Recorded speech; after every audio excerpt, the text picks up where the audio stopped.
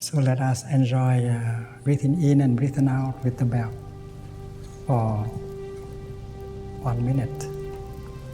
Breathing in, I know I am alive. Breathing out, I smile to life in me and around me. Alive, smiling to life. Enjoy your practice.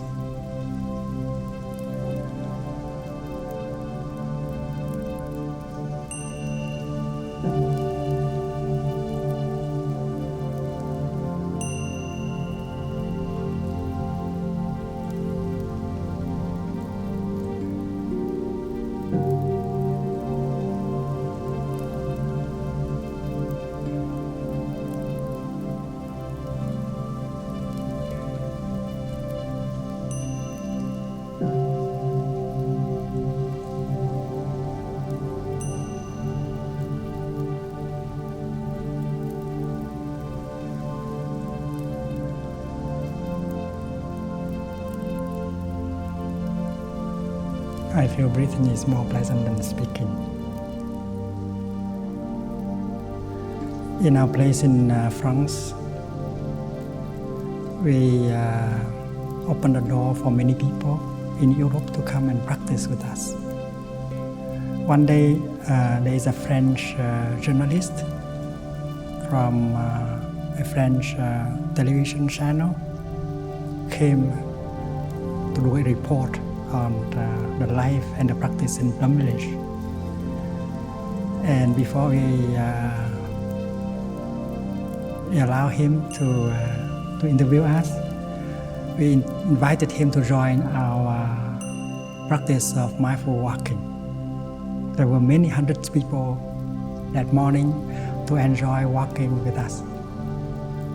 Most of us were used to the practice and was able to enjoy every step we make. It's very lovely, very enjoyable walk. It lasted about 45 minutes. And there were many children. I was holding the hand of 2 children and walked with them. And they gave me a lot of freshness. And I channeled to them my solidity, my peace. Enjoy walking a lot. But the journalist from the television, he did not enjoy it at all. He described it, the walk later on as exhausting. In fact, we did not make any effort. We just enjoy every step we make. We did not have anything to do. We just enjoy making steps and touch the earth and touch the wonders of life that were present in the here and the now. But that journalist, it seemed that he was used to run. He was not able to stop and to be in the here and the now. There is in him a very strong energy pushing him always ahead. He was always thinking of this and that. He was not able to be there fully to enjoy what is going on. What was going on is the morning was beautiful, birds were singing, and the many children and adults smiling and enjoy walking. It's a beautiful thing that you might participate in, but he was not able to be in that moment. He was thinking, I think, about writing, making a report for his television network. He was not free. The basic condition of happiness is to be free. If you have in mind something that you keep thinking about, well, you are caught and you have no freedom. If you think about the past, if you are caught about the sorrow, the regret about the past, if you keep thinking about the future, if you are anxious about what will happen to you in the future, and then you are caught by the future, you are not really free.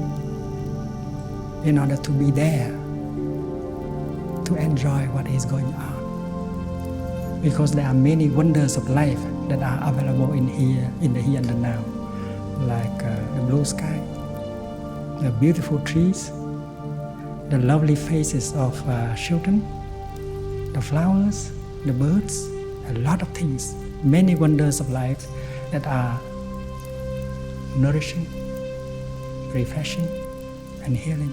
And he was not able to get in touch with all that because he was only thinking of doing his report.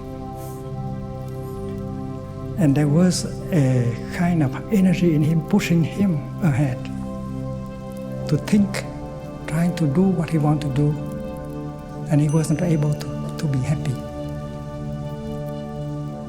And many people living in our society are like that.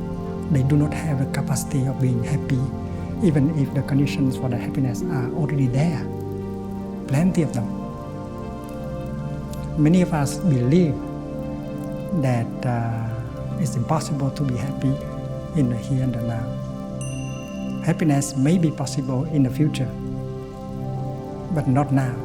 And they need a few more conditions to be happy. Most people believe like that. It's a big pity, because that kind of thinking prevents you to be happy right here and right now. We know that the French has a lovely song with the title Qu'est-ce qu'on attend pour être heureux? What do we have to wait in order to be happy? It means that you have already many conditions to be happy. Just be happy. But I'm not sure that those who sing that song can be happy, even if intellectually they know that there are conditions of happiness that are available to them. They need a little bit of training. The journalist, after 45 minutes of walking, described it to me that the walk was exhausting. But for all of us, the walk was very refreshing, healing, and nourishing.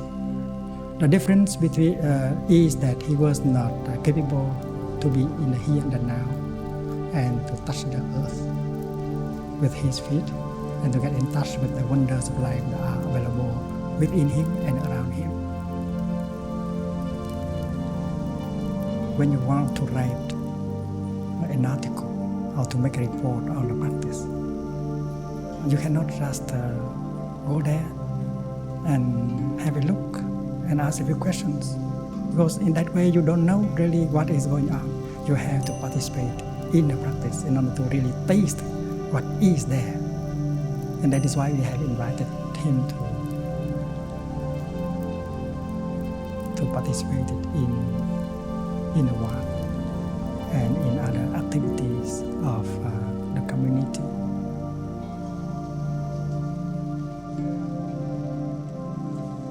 It is true that in every one of us there is a kind of an energy we call habit energy, always pushing us ahead, doesn't allow us to be in the here and the now. It prevents us to be happy in the here and the now, and we have to recognize that energy every time it comes up.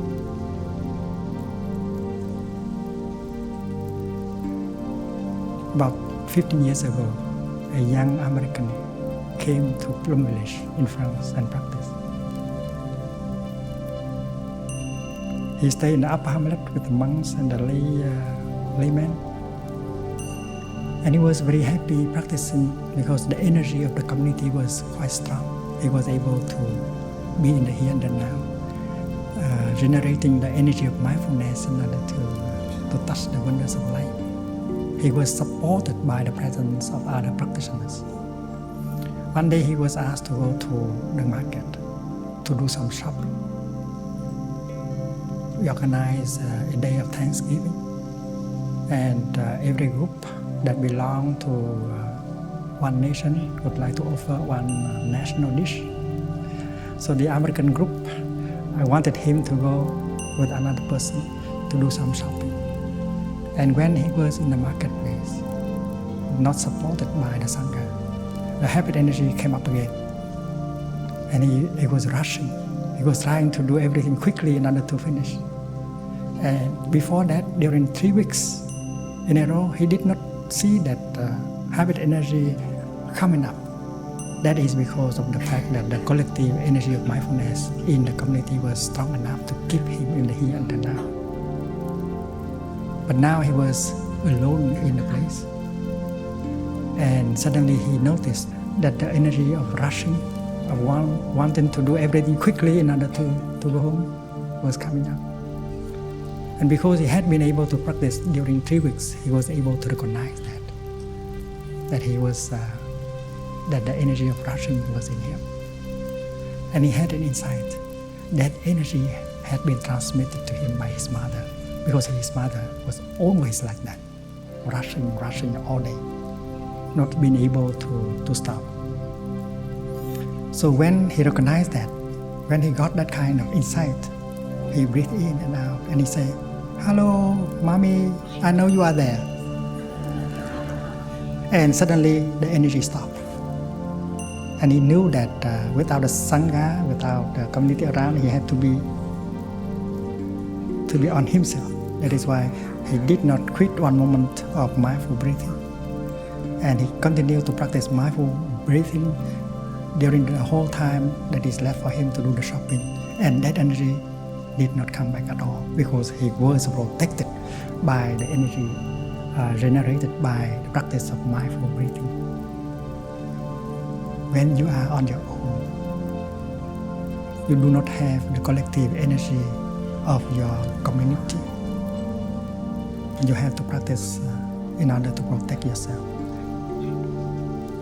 To protect yourself from the danger, from the accident that come from outside, but from the inside. In fact, most of the accidents came from the inside. If you are peaceful, if you are lucid, you do not draw accident to yourself. And that is why it's very important to practice being peace, being lucid, in order to protect yourself from dangers and accidents that come at any time. So he went back to the upper hamlet safe, because he was able to practice mindful breathing during the whole course of shopping. If our journalist had got some instructions and training, he would have been able to enjoy the walk with us. But because his mind was fully occupied by the idea and the intention to finish the report in order to go home, that is why he wasn't able to enjoy.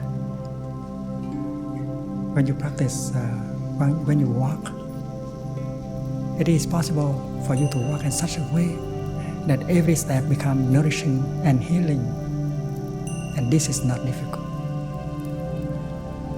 Whether you are a psychologist, whether you are a businessman,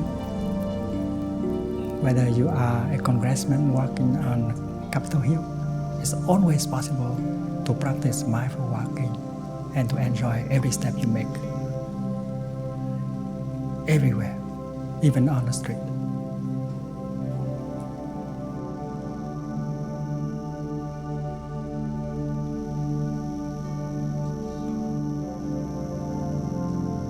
If you know the art of mindful walking, then you'll be fully present in the here and now. You make yourself available to life, and you make life available to you. Because mindfulness is the kind of energy that helps you to be fully present, fully alive in the here and the now. And every one of us can generate that energy of mindfulness in order to be alive, to be fully present. When you breathe in, and if you bring your attention to your in-breath, your full attention to your in-breath, and you become your in-breath. Because you are mindful of your in-breath, you are concentrated on your in-breath. That is why you and your in-breath become one. And don't think that it is something difficult, something tiring to do. Because breathing in may be very enjoyable. When you breathe in, you may realize the fact that you are still alive. Because a dead body that lies there. No matter what you want to help, that body can no longer breathe in and breathe out. To breathe in and to be aware that you are alive can bring joy. And if you are used to the practice, breathing in can bring you a lot of joy and harmony. You don't have to do anything. You allow yourself to breathe in naturally. Don't try to struggle with your in-breath. Just allow it to be the way it is, whether it is short or long, or harmonious or not harmonious. You allow it to be that way. You just become aware of it, that is all. Like a flower, the sunshine just shines on the flower. It doesn't have to intervene. Breathing in, I'm aware of my in-breath. Breathing out, I'm aware of my out-breath. Don't interfere. Just become aware of it. And during the time you become aware of your in-breath and out-breath, you stop your thinking naturally. And stopping the thinking is very, very helpful. If you are caught in your thinking all the time, you get tired. And you are not capable of being there alive. Descartes said that I think, therefore I am, but I don't think so. I think, therefore I am not there. I'm not really there to touch the wonders of life.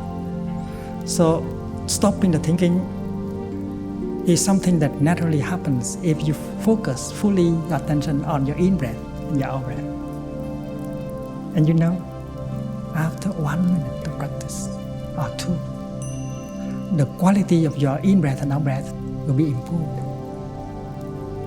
Your breath will become deeper, slower, more harmonious. There will be more peace, more harmony in your in-breath and out-breath. Whether you are lying down or sitting or walking, practicing mindful breathing, you bring the element of harmony, of peace into yourself.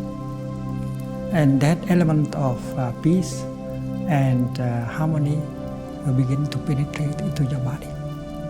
Because in your body there is tension, there is stress, there is war in your body.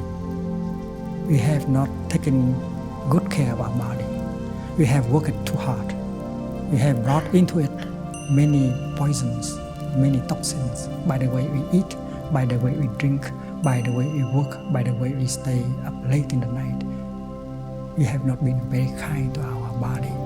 We have caused a lot of stress, conflict, tension in our body. So when you practice mindful breathing and bring the element of peace and harmony into your breath, it will begin to penetrate into your body. And your body begin to profit from the peace of your breathing and the harmony of your breathing. Whether you are lying down or sitting or standing, well, the element of stress, of conflict, of tension will be released slowly with the practice of mindful breathing. In a text called the scripture on the practice of mindful breathing, the Buddha said, breathing in, I'm aware of my in-breath. Breathing out, I'm aware of my out-breath. That is the first exercise. The third exercise is breathing in, I'm aware of my body. Breathing out, I release tension in my body. Whether you are sitting or lying down on the grass, it's always possible for you to enjoy your breathing in and breathing out in order to release the tension in your body.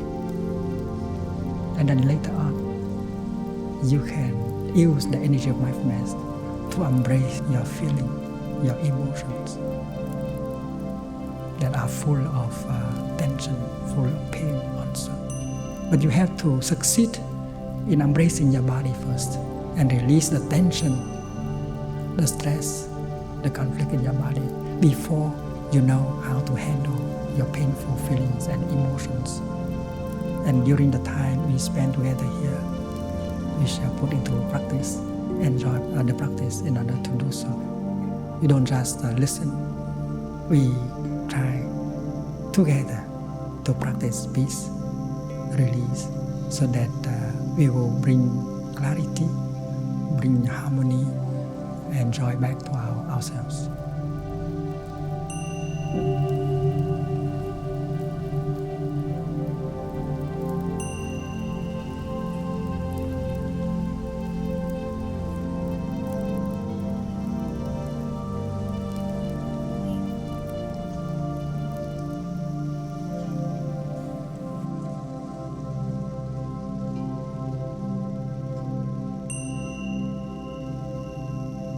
When you breathe in, and if you are aware that you are breathing in, we call it mindfulness of breathing. When you drink your tea, and if you are aware that you are drinking your tea, and you focus all your attention into drinking tea and not thinking of anything else, that is called mindful drinking. When you walk, and if you pay attention only to the step you make and nothing else, that's called mindful walking. There are two kinds of walking. Inside, in a meditation hall, or in a backyard, your backyard, you may like to practice slow walking. Especially for beginners, slow walking is very helpful. When you breathe in, you just make one step. And when you breathe out, you make another step. And bring full attention to the contact between your foot and the ground that you touch. Breathing in, you make one step with your left foot and you say to yourself, I have arrived. This is not a declaration. This is a practice. You have to really arrive. Arrive where? Arrive in the here and the now. Because according to this teaching and practice, life is available only in the here and the now. The past is already gone. The future is not yet there. There's only one moment when you can be truly alive. That is the present moment. So your step brings you back home to the present moment, so that you can touch the wonders of life in that moment. You have an appointment with life, and that appointment is made in the here and the now. If you miss the present moment, you miss your appointment with life, which is very serious. And walking, mindful walking, is a wonderful way to learn, to train ourselves to live in the here and the now. It means to be truly alive. If you are carried by the past, if you are carried away by the future, you are not really living your life. Only by touching in depth the present moment, you can touch true life. You can be described as truly alive. That is why walking, mindful walking, is a very wonderful and easy way to learn how to live your life deeply by touching the present moment. Breathing in, you make one step, and you say, I have arrived. I have said that this is not a statement, that is practice. And you are the one who knows whether you have really arrived or not. Arrive in the here and the now, where you have an appointment with life. There are those of us who can succeed right away during the first hour of training. There are those of us who need more time, maybe one or 2 days. But everyone with a willingness to do will be able to arrive in the here and the now. And when you breathe out, you make another step and you say, I'm home. Because my true home is not in the past. My true home is not in the future. My true home is life itself. It is in the here and the now. I have arrived in my true home. I feel at ease in my true home. I do not need to run anymore. Because the tendency to run is there in every one of us. We have run for all our life, and we shall continue to run. Run into the future, where we think that some happiness may be possible. And that habit of running we may have received from our parents and ancestors. So when the habit of running is recognized by your mindful breathing, you just smile to it. Hello, my dear old friend, I know you are there. And then you are free from your habit energy. You don't have to fight it. There is no fighting in this practice. There's only recognition, awareness of what is going on. When the habit energy of running manifests itself, you just smile to it. And you say, hello, my dear old friend, I know you. And then you are free from it. And you continue to breathe in, breathe out, and to enjoy the present moment. And if you are surrounded by many brothers and sisters who practice the same, you will be supported by the collective energy, and the practice becomes very easy, very natural.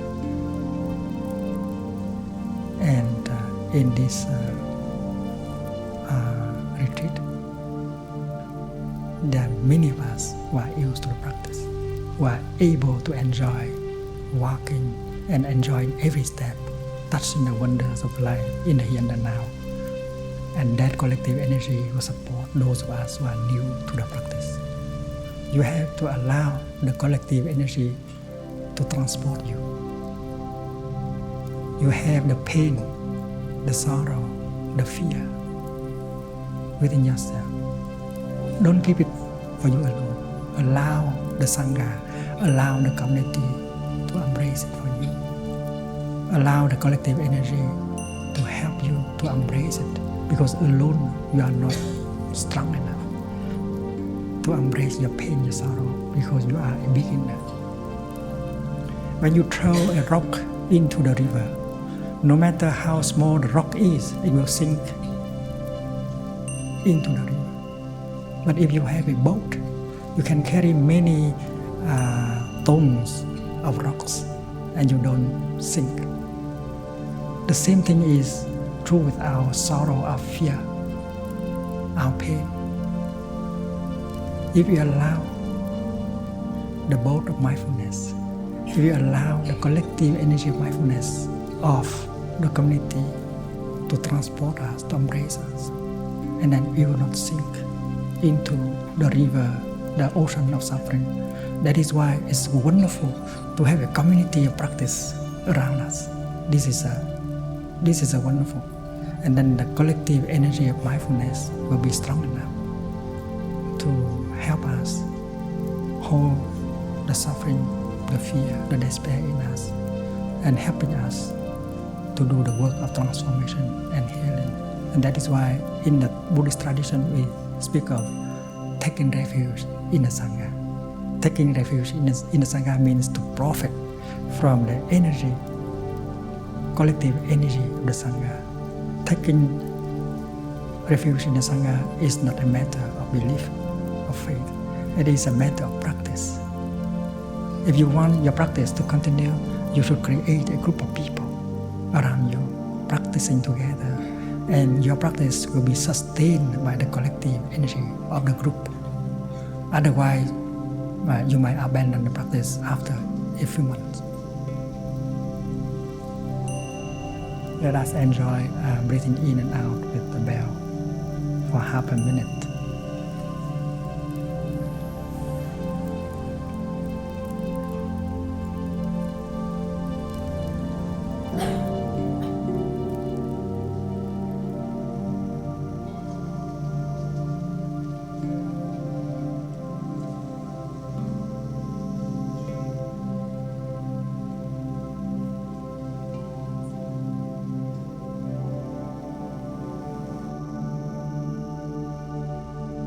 When you breathe in and you say, I have arrived. If you feel that you have arrived, smile. Smile to yourself, a smile of congratulation.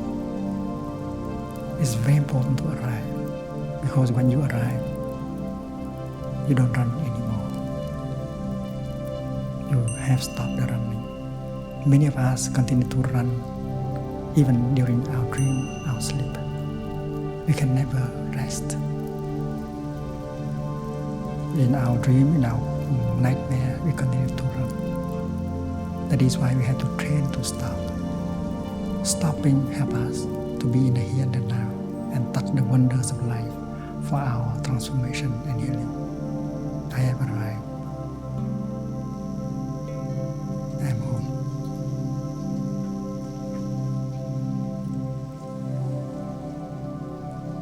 Maybe in 5 minutes, you are able to arrive. You are able to enjoy it. And during that 5 minutes, you don't run at all. You allow yourself to be in the here and the now.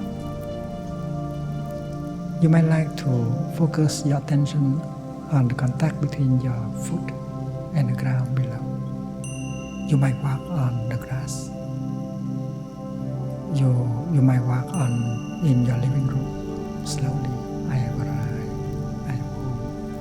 And if you are accompanied by your spouse, by your partner, by your child, well, that's wonderful because you get the support of the other person who is doing exactly the same thing. There are times when we work in a group of 4,000 people, 6,000 people, and the collective energy is very, very powerful. In Frankfurt, in Florence, in many cities, we have worked in groups of 4,000, 5,000. We just enjoy working. No slogan, no banner, nothing. We just practice mindful breathing and mindful walking, and the children walk with us. I have arrived. I'm home. This is a practice. Every time you have 5 minutes, 10 minutes, enjoy the practice. Because the practice is a very pleasant. I always enjoy, I only have one style of walking, mindful walking. Even if the distance is only 1 meter or 2, I always apply the techniques and enjoy mindful walking. Climbing into the bus, even if there are only 2-3 steps, you enjoy. Climbing to the airplane, you enjoy every step. I'm able to walk everywhere mindfully and enjoy every step. Walking like that is like walking in the kingdom of God, in the pure land of the Buddha. We know that there are wonders of life that are available around us and in us. And if we are caught by our fear, our pain, our worries, we cannot in touch with them. That is why to free ourselves from the past, from the future, from our projects, and to become available to the here and to the now, we can get in touch with all these wonders. In Buddhism, we do not use the expression, the kingdom of God, but we use the word, the pure land of the Buddha. And I can say that I enjoy walking in the kingdom of God every day. Why should I deprive myself of that joy? So walking, mindful walking is my practice. Every time I need to move, I just walk like that. And everyone can do that. In my community in France, the whole community practice mindful walking. Whether they go to the kitchen, to the meditation hall, to the restroom, they always apply the techniques and the art of mindful walking, learning how to live deeply every moment of our daily life. When we practice walking together outside, you might like to walk a little bit quicker. If you go to the park, to the Central Park, to the zoo, you might like to walk a little bit more normally. It means that breathing in, you may like to make 2 steps or 3 steps. I have arrived. Breathing in, I can make 3 steps. And I do it very, very naturally. People may not know that I'm doing mindful walking. And I enjoy every step. And when you breathe out, you might like to make 3 steps. I'm home. And the energy of mindfulness inhabit you and protect you. And walking meditation is a wonderful way to get in touch with the positive elements of life that are available inside of us and around us.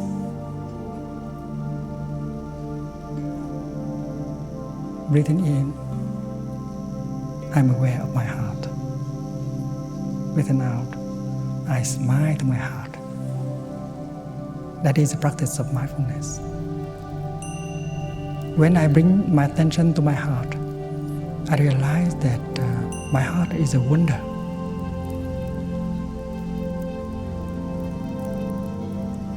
My heart is wonderful.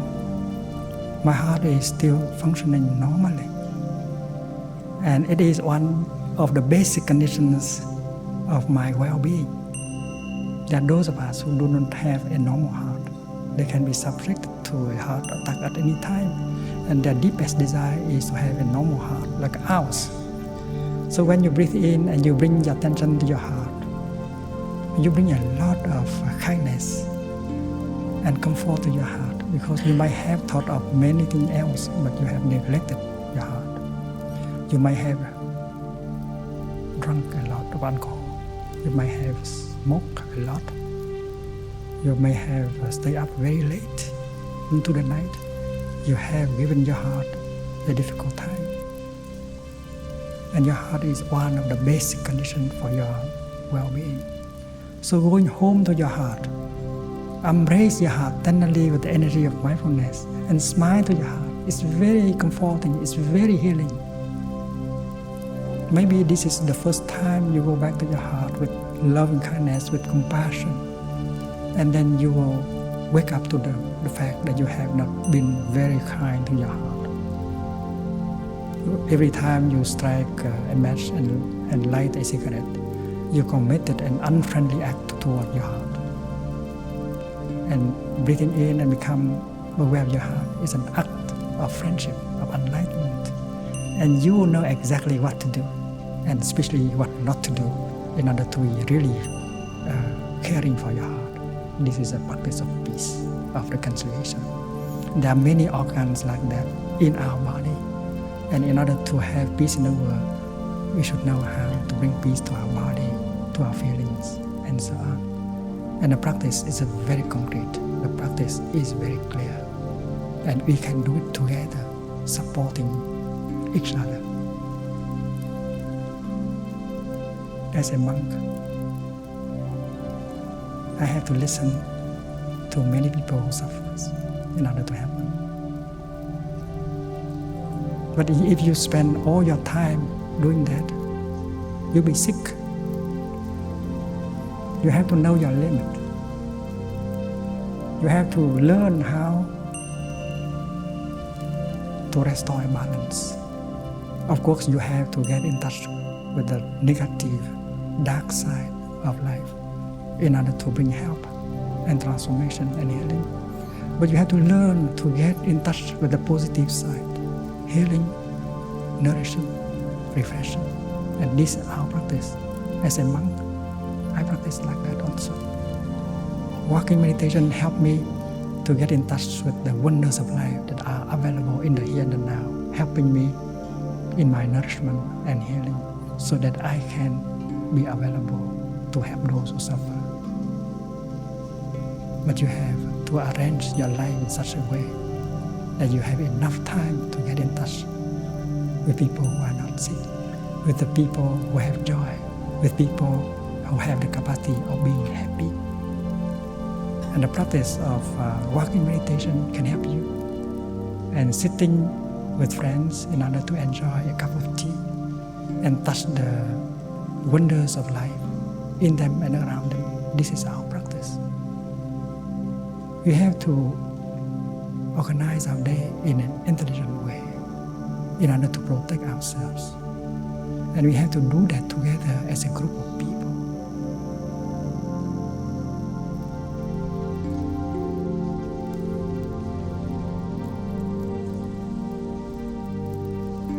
In Plum Village, where I live and practice, we have the practice of second body, the practice of the second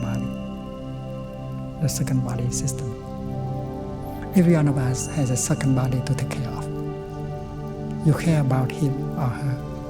You should be aware of what is going on in him or in her, because he or she is your second body. If he's happy, you know that he's happy. If he has some problem, you know that he has some problem. If he needs help, you know that he needs help.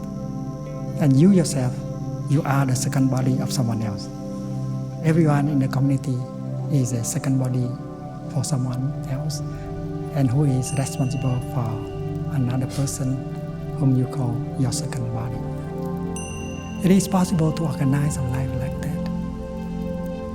It is possible for us to organize so that we have a second body to take care of, and we will be a second body of someone who will take care of us. In that way, we can combine our energy of mindfulness. We are not alone. We do not feel alone. We have to deal with the problems all alone. We feel that the community is always supporting us, embodied with the presence of the person of whom we are his or her second body. But there are many things that you can do in order for us to be protected with the energy of mindfulness generated by ourselves and generated by our community, our family, our agency, our department. It is possible to discuss with your colleagues in how to reorganize so that everybody can profit from the collective energy of mindfulness and concentration and joy. I have arrived. I am in the here, in the now. I am solid. I am free. In the ultimate, I am. When you say in the here, in the now, it means that that is your destination. You have arrived in the here and the now, where life is available. And when you are able to arrive, the element of solidity and freedom become a reality. Before that, it's impossible. And we know that without some freedom, happiness and peace could not be possible.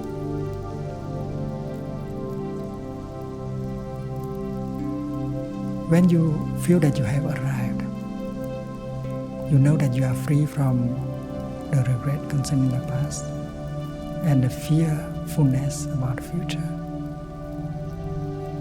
You are able to touch the wonders of life. That means that you are free. You have established yourself in the here and now. You are solid. You are not being pulled away by the past, by the future. And that is why I am solid, I am free. It's not wishful thinking. It's not auto-suggestion. It is a reality just because you have been able to arrive and to feel at home in the here and the now. I have arrived. I am home. In the here, in the now, I am solid. I am free. You recognize that you are now more solid. You recognize the fact that you are now more free. It means happiness is possible.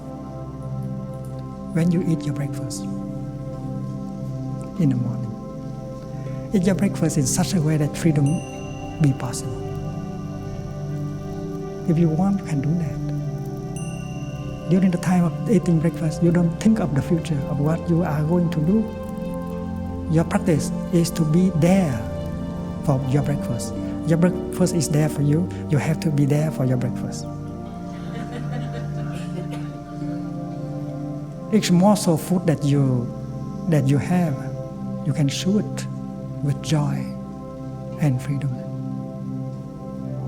When I hold a piece of bread, I look at it, I may like to smile to it. The piece of bread is an ambassador of the cosmos coming to you for your nourishment, for your support.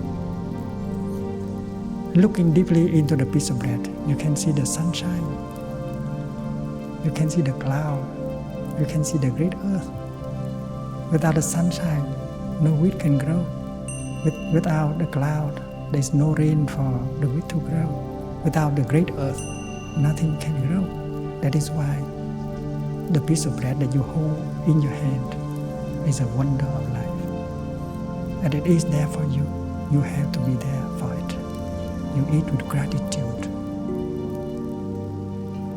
And when you put the piece of bread into your mouth, you only chew bread and not your projects and worries or fear or anger.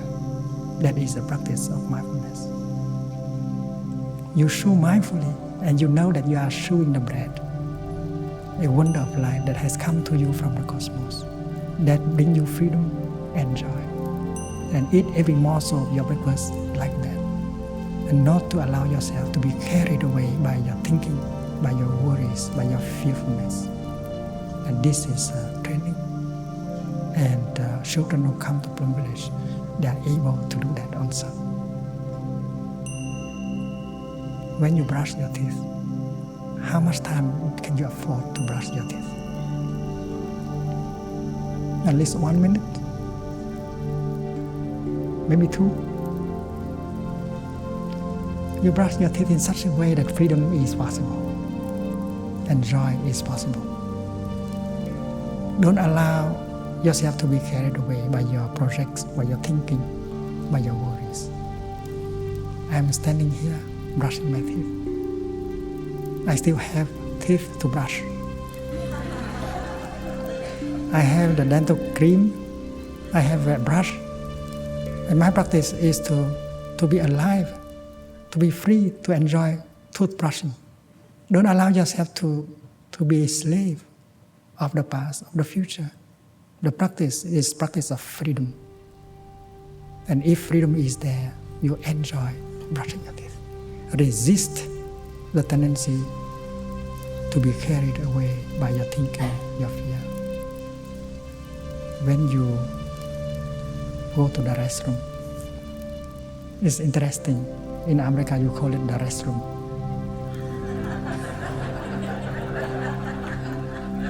Do you feel restful in your restroom? In France, in the old time, they call it le cabinet d'aisance. Aisance is ease. You feel at ease, you feel comfortable. So when you go to the restroom, feel at ease with it. Enjoy the time you are in the restroom. That's my practice. When I urinate, I allow myself to be entirely with the act of urinating, and believe me, it is very pleasant.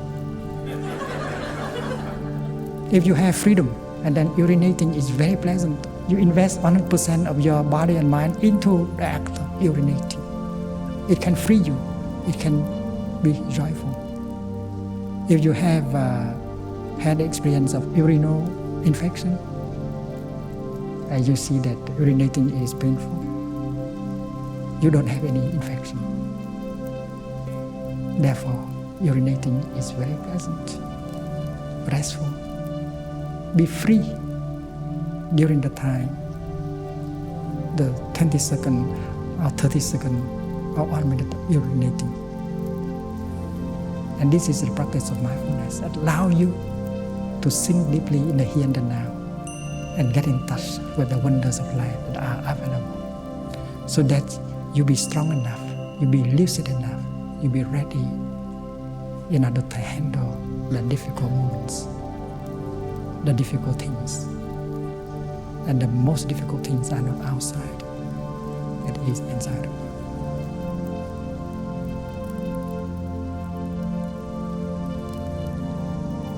When you practice sitting, sit in such a way that you feel joy. Mindful sitting is a joy. It's a luxury to have the time to sit and to do nothing. Nelson Mandela, the former president of South Africa, when he first came to France for an official visit, he was asked by the press what he would like to do the most. He said, "What do I want to do the most? Just sit down and do nothing." Because from the time I was released from prison up to now, I have not had the time to do so. Just sit down and do nothing. Poor president. We have to sit for him. We have to enjoy sitting for him and for people like him.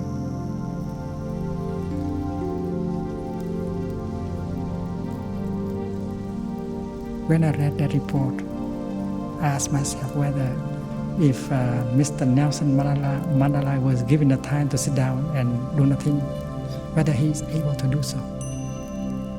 Mr. President, you have half an hour for sitting and doing nothing. Please enjoy it. I'm not sure that he can do it. That is the problem with many of us. We complain that we don't have the time to rest, to enjoy being there. But we are used to be always doing something. We have no capacity of resting, of doing nothing. We are workaholic. We should be always doing something, otherwise we will die. That is why learning how to be there without doing anything is a very important practice. It's a very challenging practice. In Plum Village, every week we have one day we call a lazy day. And you have to be truly lazy. There is no schedule at all. Everyone is on his or her own. You can do everything you want, but the practice is not to get busy. And that's a real challenge for those who are not used to practice. And that day turned to be a very delicious day, very quiet, because everyone had to deal with the community with respect and to allow all the other people to enjoy the lazy day. And whether you are lazy or not, you know. But you have the habit energy of being busy. And that is why the lazy day is a challenge. And you are not expected to do anything. You are expected to be as lazy as possible. And if you meet a brother or a sister on your path, if you want to ask a question, the question is, "Dear friend, are you lazy enough today?" Sitting meditation, mindful sitting, is really a luxury of our time, to sit and do nothing. And many of us do not know how to enjoy sitting. With a cushion or sitting on the grass, you find the most comfortable position you might have. You don't need to imitate anyone. You don't have to put yourself in a lotus position. Invent the position that is most comfortable. The tulip position, the magnolia position, whatever position you like, without cushion. And stay there and enjoy doing nothing and just enjoy your in-breath and out-breath. Don't allow you to be carried away by your thinking, your worries, your projects. Just sit there and enjoy doing nothing. Enjoy your breathing. Enjoy the fact that you are alive. You have 20 minutes, half an hour to enjoy doing nothing. And if you are supported by other people around you, sitting and enjoying like that, in Plum Village we call it be-in. We sit together. We just feel the presence of each other. And this is a very nourishing. Whether we sit on the grass together or in the bamboo grove together, we feel the community, we feel the brotherhood, we feel the sisterhood, we feel supported by all other people. It's wonderful to be alive and to be sitting like a community, an organism. And this is very healing. This is a transforming and nourishing. So, mindful sitting, peaceful sitting, joyful sitting is what we should learn. Every time you hear the bell, it is a reminder. If you are thinking about something, you smile to your thinking. I'm supposed to go home to the here and the now and to touch the oneness of life. So the bell of mindfulness is the voice of your best calling you to your true home. Your true home is in the here and the now. Your true home is life. Every time I hear the bell, I practice going home to my in-breath and out-breath. I listen. This wonderful sound brings myself to my true home. My true home is the inner here and the now. Đừng tìm về quá khứ, đừng tưởng tới tương lai. Quá khứ đã không còn, tương lai thì chưa tới.